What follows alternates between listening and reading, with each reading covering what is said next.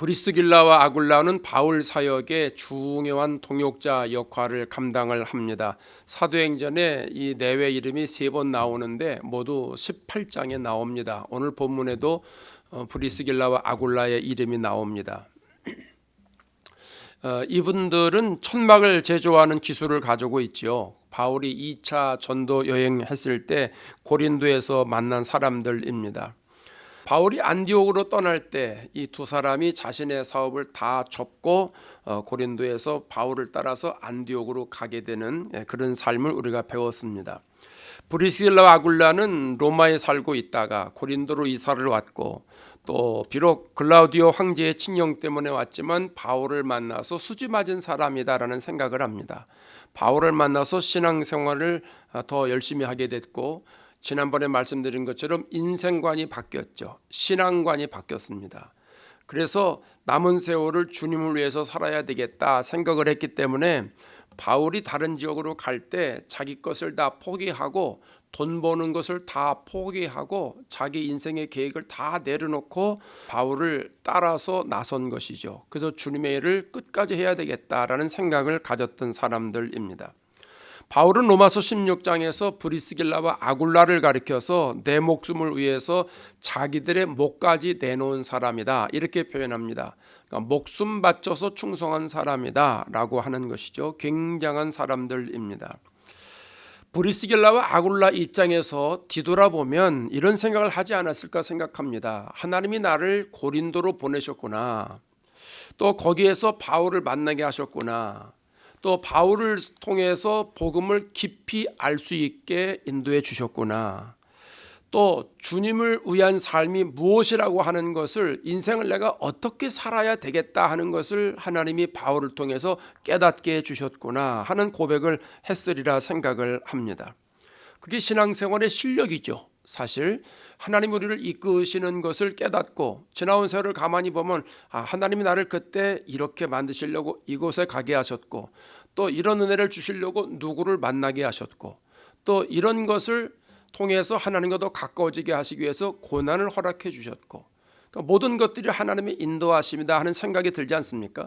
우리가 추수감사주일을 준비하면서 그런 생각 안 들으셨어요? 금년 1년 동안 가만 보니까 이때는 하나님이 이걸 이렇게 하시려는 뜻이 있었구나. 이걸 이렇게 하려는 계획이 있으셨구나. 지나고 나니까 모든 게 하나님의 은혜로구나. 하나님 앞에 감사할 것밖에 없구나. 이런 생각을 하지 않겠느냐 하는 겁니다. 그게 신앙생활의 실력이라고 하는 겁니다. 브리스길라와 아굴라의 신앙 실력은 에베소에서도 드러나는 것을 보게 되는데 24절에 이렇게 시작을 합니다. 알렉산드리아에서 난 아볼로라 하는 유대인 아볼로를 소개하는데 알렉산드리아에서 태어난 아볼로다 이렇게 표현을 합니다. 알렉산드리아를 강조하는데요. 알렉산드리아는 오늘날 이집트에 있는 도시입니다. 아프리카의 대표적인 도시인데요. 알렉산더 대왕이 자신이 정복한 지역에 자신의 이름을 따서 도시를 만들었는데 거의 한 30여 도시 정도 됩니다. 그래서 30여 개의 도시 중에 이 알렉산드리아는 아프리카에 있는 알렉산드리아는 큰 도시입니다. 당시에 세계적으로 가장 큰 도시는 로마였고요.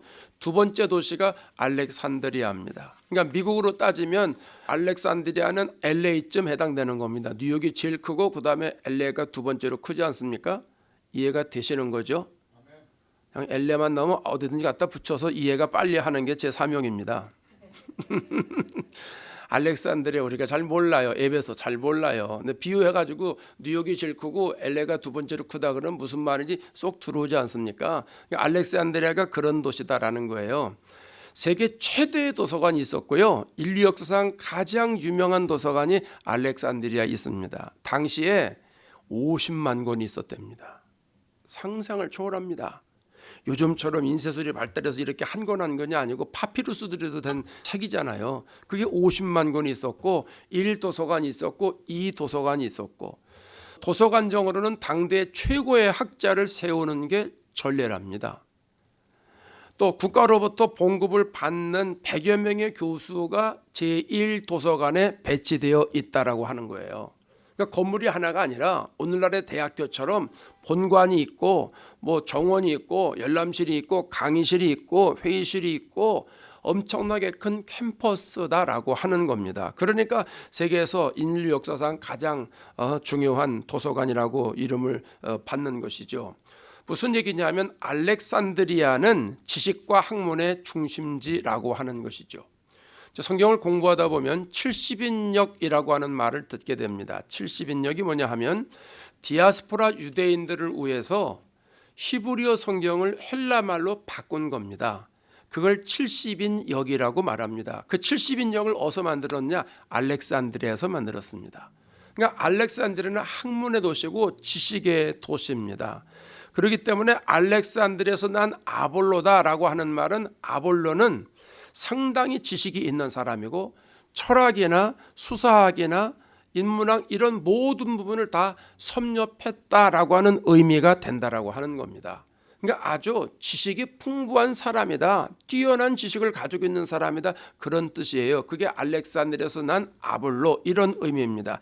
이 사람이 유대인인데 에베소에 왔다고 말합니다. 근데 이 사람은 특기가 있습니다. 언변이 좋고 성경에 능통한 자라 이렇게 말합니다. 언변이 좋았다. 말을 잘했다는 거죠. 이 말을 잘했다고 하는 것은 딜리버리를 잘했다는 걸 말하죠. 그러니까 말을 하면 사람들이 그거를 쏙쏙 듣고 은혜 받고 이해하고 야, 참 은혜가 된다. 이렇게 생각을 했다. 그 의미 아니겠습니까? 성경에 능통했다라고 하는 것은 여기서의 성경은 구약 성경을 말하는 겁니다.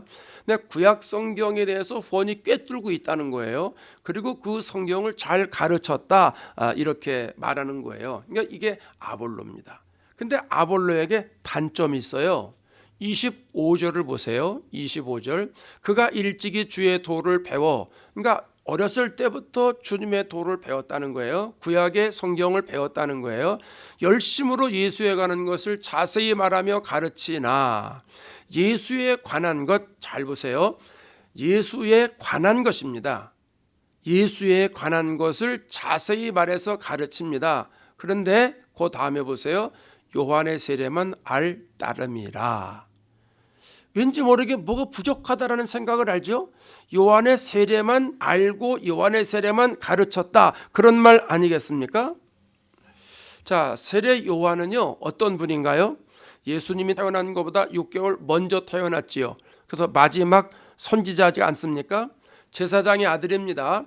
얼마든지 아버지의 직분을 이어받아서 제사장 역할을 할 수 있고 일종의 특권 의식을 가지고 살아갈 수도 있었습니다. 그런데 광야에 나가서 삽니다. 낙타 가죽 옷을 입습니다. 미뜨기와 꿀을 먹고 자랍니다. 고된 생활을 하게 되었다라고 하는 거죠. 그렇게 자라다가 30살 되었을 때에 요단강에 가서 사람들에게 물로 세례를 베풉니다. 그러니까 사람들이 구세주인 줄 아는 거예요. 세례 요한의 제자들도 있고요. 세례 요한도 능력 있는 사람이에요. 나시린이잖아요. 하나님이 세례 요한을 특별하게 은혜를 주셨습니다.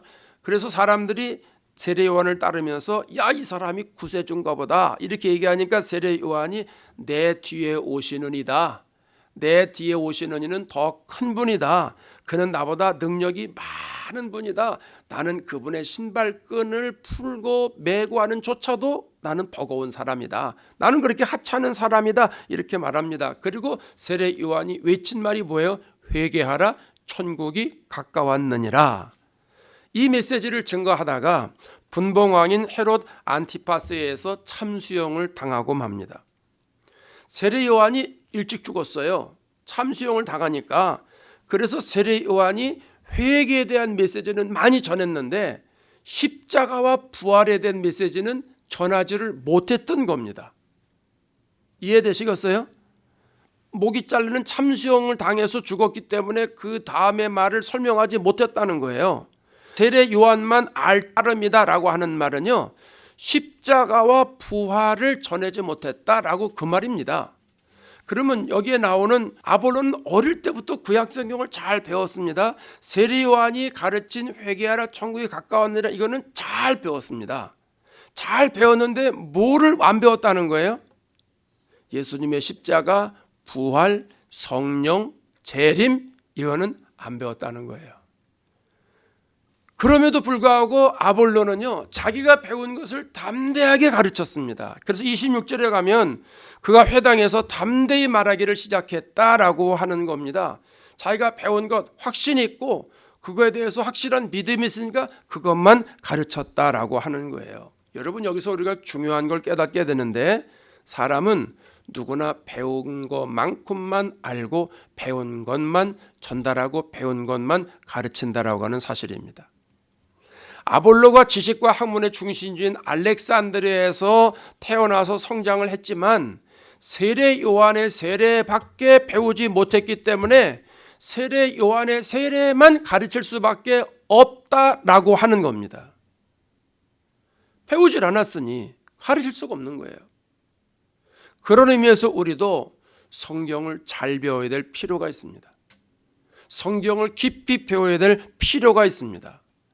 성경은요, 편식하면 안 돼요. 어떤 사람은 구약만 봐요.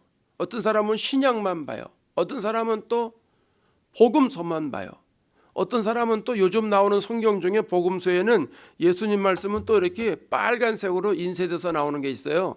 제 성경에도 뭐 이런데, 여기 요한복음인데 요한복음 14장 15장은 거의 예수님 말씀이 다라 그냥 다 이렇게 적색으로 뻘겋게 나옵니다. 저 이거 최근에 산 거거든요. 이런 성경이 많아요. 어떤 사람은 또 이것만 봐요.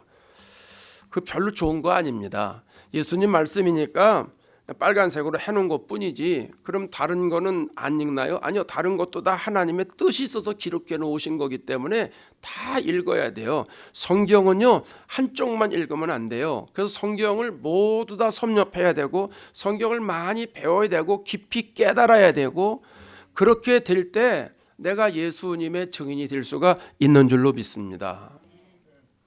요즘 우리 교회 주일 설교하고 새벽 예배 설교가 다른 거 알고 계시죠? 요즘뿐 아니고 전 옛날부터 그렇게 했습니다.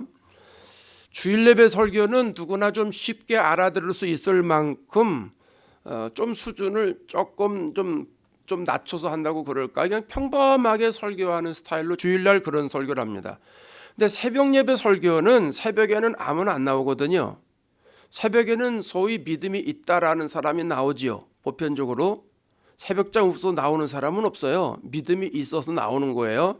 그럼 성경을 배우려는 사람이고 기도하려는 사람이요, 그런 분들에게는 성경을 좀 깊이 배워야 될 필요가 있다라는 생각을 합니다. 그래서 새벽에는 성경 공부하듯이 한 절 한 절 쭉 나가는 거예요.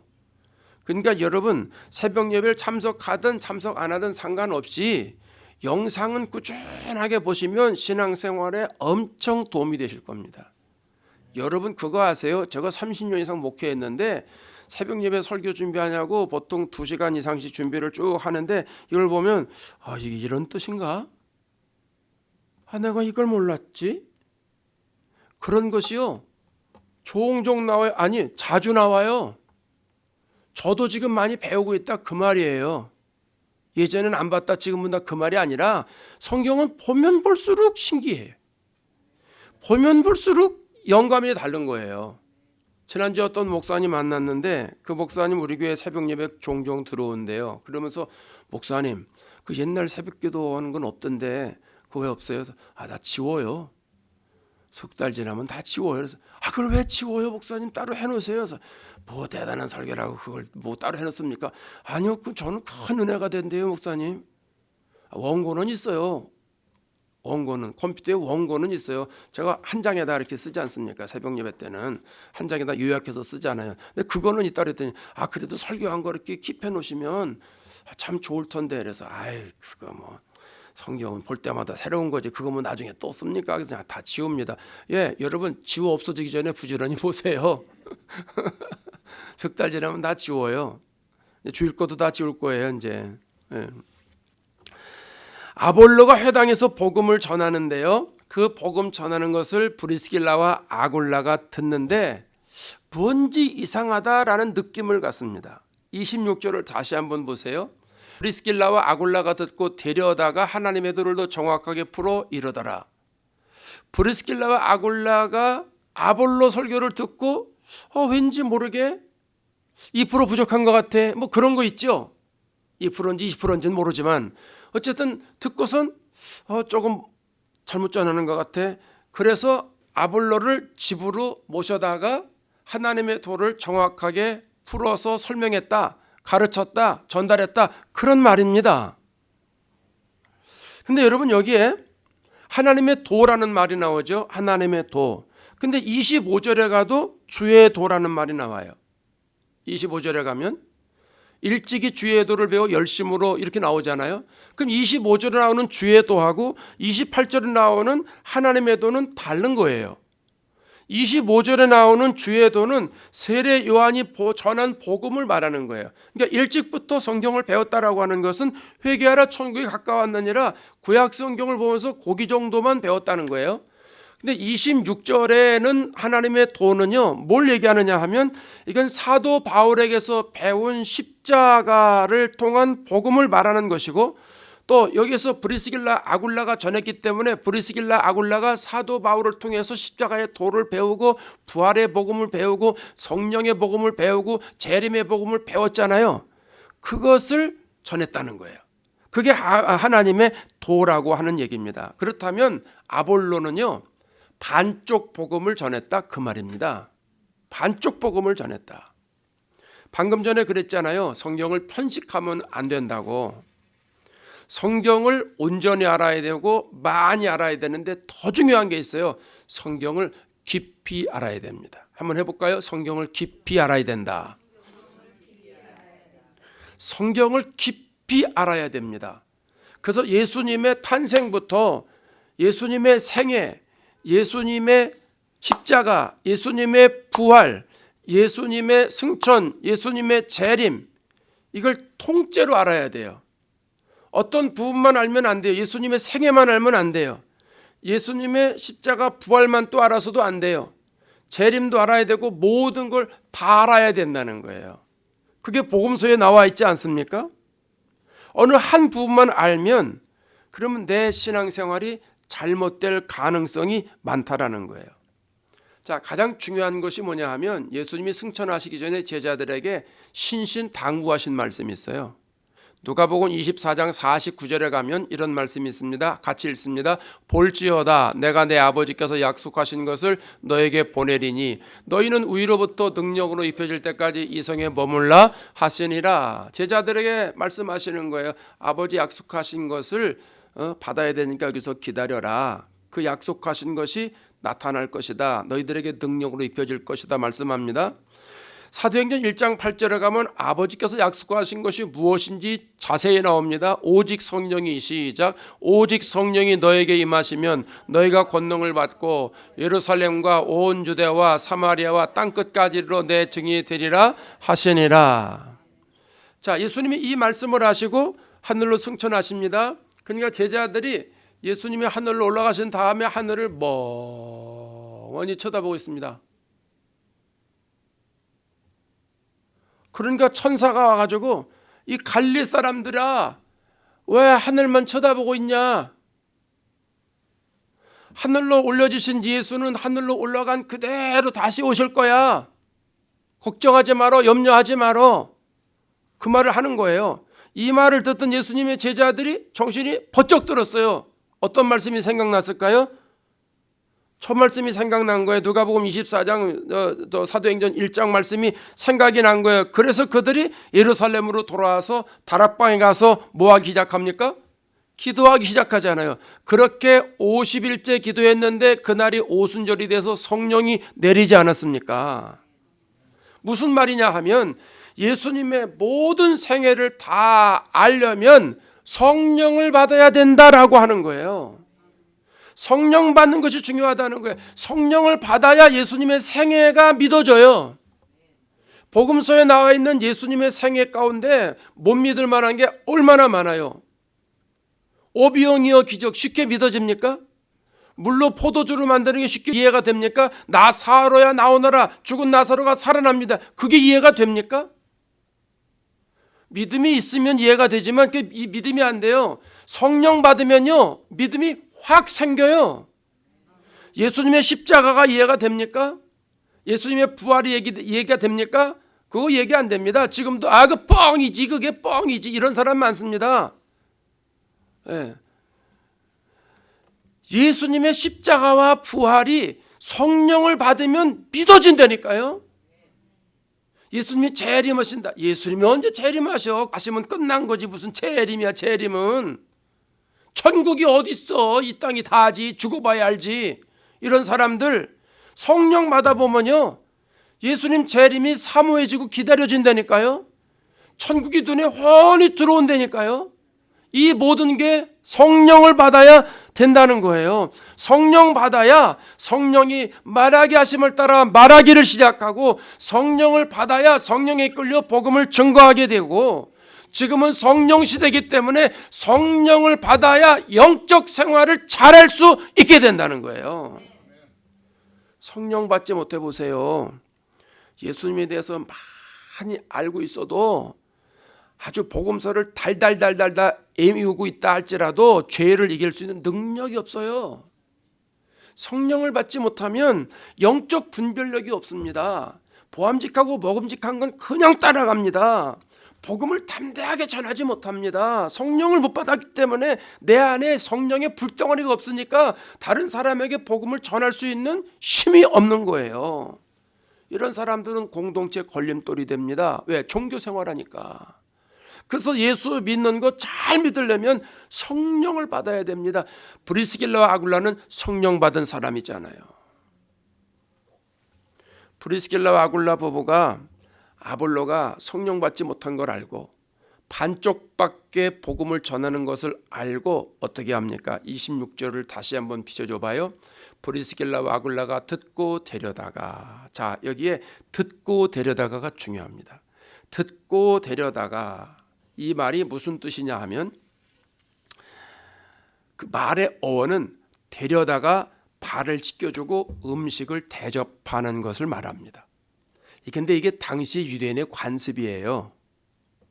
가나 혼인잔치에 유대인의 정결 예식을 따라 두세 통 들어가는 돌 항아리 6이 놓여 있다고 그랬잖아요. 그 돌 항아리에 물을 왜 떠다 놨어요? 잔치집에 손님들이 오면 손발을 닦아드리는 게 최상의 예우입니다. 그게 유대인의 정결 예식이에요. 그래서 손을 씻고 밥을 먹어야 되는데 예수님의 제자들이 그냥 밥을 먹으니까 바리새인들이 예수님께 뭐라고 그러잖아요. 그러니까 예수님이 들어가는 게 중요한 게 아니고 나오는 게 중요한 거야, 이렇게 설명하잖아요. 그게 유대인의 정결 예식 관습이라고 하는 겁니다. 그거는 브리스길라와 아굴라 부부가 아볼로를 집으로 초청을 해서 발을 씻겨주고 음식을 대접한 뒤에 하나님의 도를 정확하게 풀어 이르더라. 십자가와 부활, 성령, 재림, 이 모든 걸 더 알려주었다라고 하는 겁니다. 정말 지혜 있는 사람입니다. 정말 지혜 있는 사람입니다. 아볼로의 인격을 존중해 주는 것 아니겠어요? 분명히 아볼로가 지금 설교를 잘못하고 있어요. 반밖에 못하고 있어요. 근데 그를 집에 초청을 해서 잘 대접하고 그러면서 찬찬하게 설명을 해주는 거예요. 복음을 다시 알려주는 거예요. 마음을 따뜻하게 만들어주고 본론으로 들어갔다라고 하는 겁니다. 웬만한 사람 같으면은요, 그 자리에서 저거 아닌데, 저거 잘못했는데, 그러고선 그 자리에서 얘기해 주든지 아니면 끝나고 나 좀 보세요, 그렇게 얘기해 주든지 그랬을 겁니다. 요즘에도 그런 사람들이 있다고 하잖아요.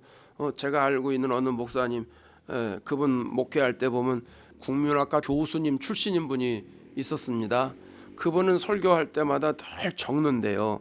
뭘 그렇게 열심히 적나 했더니 나중에 설교 끝나고 오면, 목사님 오늘 설교에 이거는 문법적으로 이게 안 맞는 거고 이거 오늘 몇 가지 틀리셨는데 목사님 이거 드시고 잘하시라고. 여러 사람이 돼서 그렇게 하는 게 이분이 취미래요. 한두 번이 아니라. 그래서 그분 때문에 설교 준비를 더 잘해야 된다 그래서 그런 말을 하는데, 그분 때문에 도움을 많이 받은 건 사실이지만, 근데 그게 보편적인 사람들의 생각이에요. 자기가 잘못 들었던 것을 그냥 바로 직설적으로 얘기해 주는 사람들이 많은데요, 그 어리석은 거예요. 굉장히 지혜로운 것 같지만 그렇지 못한 거예요. 교회 공동체에는 브리스길라와 아굴라처럼 지혜 있는 사람이 절대적으로 필요합니다. 절대적으로 필요한 거예요. 그 사람의 인격을 존중해주고 그 사람이 그걸 틀린 걸 알든 모르든 상관없이 일단 그 사람을 존중해 주는 거죠. 그러고선 그 사람하고 좋은 시간을 만들어서 그 사람이 이해하기 쉽게 그 사람에게 설득력 있게 설명을 하는 거예요. 그래서 그 사람이 바뀌어질 수 있도록 말하는 것이 얼마나 중요한지 몰라요. 저와 여러분 다 이런 축복이 있기를 바랍니다. 김창옥 집사님이 그런 말 자주 하잖아요. 맞는 말인데 기분 나쁘게 말하는 사람이 있대잖아요. 그 사람 말하는 게 틀리는 게 하나도 없어요. 다 맞아. 근데 그 소리 들으면 기분이 굉장히 나쁘대. 왜 그럴까요? 기분 나쁘게 말하니까. 옳은 말인데 들으면 기분이 나쁘대요. 왜? 그걸 기분 나쁘게 말하니까, 감정을 상하게 말하니까 그러는 거죠. 그래서 맞는 말인데 기분 나쁜 말을 하면 잔소리라고 그래요. 맞는데 기분 나쁘게 말하는 건 잔소리래요. 근데 맞지도 않는 말을 계속하는 건 헛소리래요. 우리는 잔소리도 하지 말고 헛소리도 하지 말자고요. 예, 김창옥 교수님 있잖아요. 집사님이에요. 예. 요새 만수 집사 됐는지 모르겠는데, 예, 그 전에 동안교회 다녀서 성가대 지도하고 막 예수 열심히 있는 분이에요. 예, 그래서 가끔 보면 뭐라 그러면 뭐 권사님들 얘기도 많이 하고 뭐 하잖아요. 예, 공영 방송에서는 안 하지만 유튜브 이런 거 할 때 그 교회 얘기를 많이 해요, 그분이. 예, 그분 아주 열심히 예수 잘 믿는 분이에요. 근데 어쨌든요, 가만히 들어보면 맞는 말인데 기분 나쁘게 말하는 사람들, 사실은요 그 사람들 내면 속에 잘난 척하는 마음이 있어서 그래요. 잘난 척하는 마음이 있고 또 깊이 들어가 보면 교만이 있어서 그래요. 교만이 있어서. 근데 중요한 건 본인은 모른다는 거죠. 본인은 몰라요. 그게 습성화돼 가지고. 누가복음 6장 45절을 볼까요? 예수님 말씀이에요. 선한 사람은 마음에 쌓은 선에서 선을 내고 악한 자는 그 쌓은 악에서 악을 내나니 이런 마음에 가득한 것을 입으로 말함이니라. 내 마음에 평소에 그게 쌓여 있는 것이 그 사람을 통해서 반응하는 것뿐이다, 그 말입니다. 그럼 우리는 뭘 해야 됩니까? 말을 이쁘게 해야죠. 그렇죠? 격려하는 말을 해야죠. 다른 사람이 조금 실수하고 그래도 어떻게 해야 돼요? 참고 인내하고 수용하고 포용해야죠. 그게 그 사람이 계속 그런 짓을 하면 나중에 밥이라도 사주면서 사실 이래저래 왔는데 이래저래 해서 좀 이렇게 하면 더 좋겠다고 이렇게 말해야 될 것 아니겠습니까? 그렇죠? 왜 아멘 안 해요? 그렇게 되려면 어떻게 해야 돼요? 잠언 4장 23절 있죠? 모든 지킬 만한 것 중에 더욱 내 마음을 지키라. 생명의 근원이 이에서 남이니라. 누굴 지키라고요? 내 마음을 지키라는 거예요. 내 마음을 지키라는 거예요. 그래서 내 마음에 생명의 말씀으로 계속 집어넣으라는 거예요. 그래서 내 마음이 예수님의 마음으로 만들어 놓으라는 거예요. 그럼 예수님의 마음으로 만들어 놓으면 그걸 예수님 닮는 거잖아요. 예수님의 성품과 예수님의 인격을 갖춰지는 거잖아요. 그럼 성품과 인격이 갖춰진 사람에게서 나오는 첫째 반응이 뭐냐면 말이에요. 말. 성령 받은 사람에게서 첫 번째 나오는 변화가 뭐예요? 말이라니까요. 성령이 말하게 하심을 따라 말하기를 시작하니라 그랬잖아요. 그래서 오늘 우리들의 마음 관리를 잘해야 돼요. 내 마음 관리. 눈으로 아무리 많이 봐서 지적해 주고 싶어도 내 마음이 그건 기다려야 돼. 참어. 그러면 말 안 하는 거예요. 그래서 우리의 눈으로 모든 걸 다 볼 수 있고 귀로 모든 걸 다 들을 수 있어요. 눈에 거슬리고 귀에 거슬리는 것들이 이 세상에는 되게 많아요. 교회 안에도 엄청나게 많아요. 그럼에도 내 안에 예수님의 생명이 있으면, 내 마음을 지키면, 그러면 내 입에서는 브리스길라와 아굴라 같은 말을 할 수 있는 사람이 된다라는 겁니다. 이 축복을 저와 여러분이 받아야 될 줄로 믿습니다. 아볼로가 브리스길라와 아굴라를 만난 이후에 어떻게 달라졌을까요? 27절을 보세요. 아볼로가 아가야로 건너가고자 하므로, 아가야는 유럽 대륙의 고린도를 말하는 겁니다. 이제 유럽 지역으로 이제 가는데 고린도 지역으로 가는 거예요. 형제들이 그를 격려하며 제자들에게 편지를 써 영접하라 하였더니 지금 에베소에 있는 사람들이 아볼로의 설교를 들었잖아요. 그리고 아볼로가 고린도 지역으로 간다는 소식을 알잖아요. 그러니까 에베소에 있는 예수 믿는 사람들이 고린도에 있는 예수 믿는 사람들에게 편지를 써서 보낸 거예요. 뭐라고 보냈어요? 잘 모셔라. 아볼로 선생님 귀한 분이다. 아볼로 목사님 귀한 분이다. 잘 모셔라. 이렇게 보냈다는 거예요. 그래서 그렇게 해서 이제 갔어요. 그가 감에 은혜로 말미암아 많은 자들에게 많은 유익을 주니, 믿는 자들에게 많은 유익을 주었다. 이렇게 표현하고 있지 않습니까? 여러분, 자신의 부족함을 브리스길라와 아굴라 부부가 채워줬잖아요. 가르쳐 줬잖아요. 그래서 이제 아볼로는 복음을 증거할 때 그리스도의 복음을 온전히 증거하게 됐다는 거예요. 세례 요한의 세례만 증거한 것이 아니라 그리스도의 복음을 온전히 증거해서 많은 사람들이 은혜를 받게 되었다는 거예요. 그래서 그걸 28절은 이렇게 말합니다. 이는 성경으로서 예수는 그리스도라고 증언하여. 이게 중요합니다. 예수는 그리스도라는 말이 이제 나오기 시작한 거예요. 에베소에서는 예수님이 그리스도라는 말을 못했어요. 예수님이 구세주라는 말을 못했단 말입니다. 그런데 고린도 가서는 이제는 브리스길라와 아굴라를 통해서 자기 설교의 부족한 부분이 무엇인지를 알았잖아요. 십자가를 알고 부활을 알고 재림을 알고 모든 걸 다 알았잖아요. 이제는 본격적으로 복음을 온전히 증거하게 되었다라고 하는 겁니다. 그래서 28절의 마지막에 뭐라고 그래요?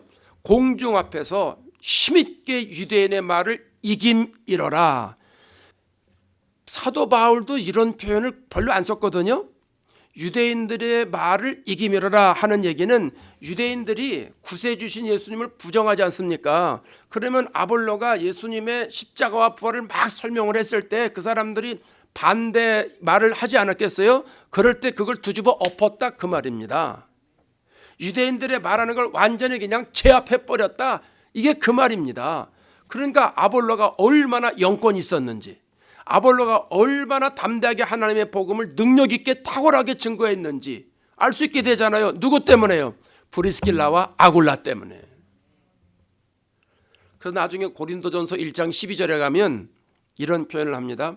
내가 이것을 말하거니와 너희가 각각 이르되 나는 바울에게, 나는 아볼로에게, 나는 게바에게, 나는 그리스도에게 속한 자라 한다는 것이니, 이게 뭐냐 하면 고린도 교회가 분쟁이 생기잖아요. 시기가 생겨가지고 나는 바울파야, 나는 아볼로파야, 나는 게바파야, 나는 그리스도파야, 이렇게 나눠졌다는 거예요. 이 나눠지는 건 옳지 않은 거죠. 시기와 분쟁이 일어나서 무슨 파다 무슨 파다 쪽파다 양파다, 이건 옳지 않은 거예요. 그런데 나는 아볼로파다, 나는 아볼로에게서 배웠다, 나는 아볼로 제자다라고 할 정도면, 그럼 고린도 교회에 지금 중요한 역할을 하는 사람들이 몇 있었는데 그 중에 한 사람이 누구라는 거예요? 아볼로라는 거예요. 아볼로가 고린도 지역의 성도들이 그렇게 영향력을 끼친 사람 중에 하나다라고 하는 겁니다. 그러니까 얼마나 탁월하게 목회했는지 알 수 있지요. 여러분, 저와 여러분이 신앙생활하면서 오늘 본문 말씀을 잘 우리가 해석을 하고 받아들이면 우리 교회에서도 이런 역사가 일어나지 않겠나. 시기와 분쟁의 역사 말고 이런 거 말고 복음을 탁월하게 증거하고 복음을 통해서 많은 사람들이 구원받는 은혜가 있지 않겠나, 이런 생각을 합니다. 브리스길라와 아굴라 참으로 부러운 사람입니다. 이 사람들은 신앙의 인격이 정말 성숙한 사람입니다. 그러니까 다른 사람을 보고선 그 사람의 부족한 부분들을 다른 사람 모르게 채워줬던 사람입니다. 여러 사람 앞에서 무안주지 않은 사람이고요, 무례하게 행하지 않은 사람이고요, 여러 사람 앞에서는 가만히 있던 사람이에요. 그러고 나서 나중에 그를 조용히 불러서 그를 좋게 권면해서 실력을 보완할 수 있도록, 부족한 부분을 채울 수 있도록 그렇게 도와준 분들이에요. 정말 감사한 분들이고 존경스러운 분들이죠. 저와 여러분들이 이런 분들이 됐으면 얼마나 좋을까 생각을 해봅니다. 이런 사역을 감당해서 우리 교회 오는 사람들이 다 온전한 사람은 오겠습니까? 교회는 다 부족한 사람이 오는 거예요. 저와 여러분도 부족한 게 많잖아요. 저도 설교할 때 덤벙덤벙할 때도 많고 틀릴 때도 많고 뭐 그러잖아요. 근데 여러 사람이 부족한 사람들 우리 교회 많이 올 겁니다. 그때마다 부족한 것을 보고 지적해 주는 사람이 아니라, 가르쳐 주려는 사람이 아니라 그 사람들을 마음에 품고 기다려 주고, 또 그 사람이 안 고쳐지면 그 사람하고 약속을 해서 차례도 마시고 밥이라도 사주고, 그러면서 그를 부드럽게 따뜻하게 권면해 주고, 그러면서 그가 실력이 들어서 신앙생활 더 열심히 할 수 있다면 여러분 얼마나 좋겠습니까? 그 교회 천국 아니겠습니까? 그런 우리 교회가 되는 축복을 저와 여러분이 누릴 수 있기를 주의 이름으로 축원합니다.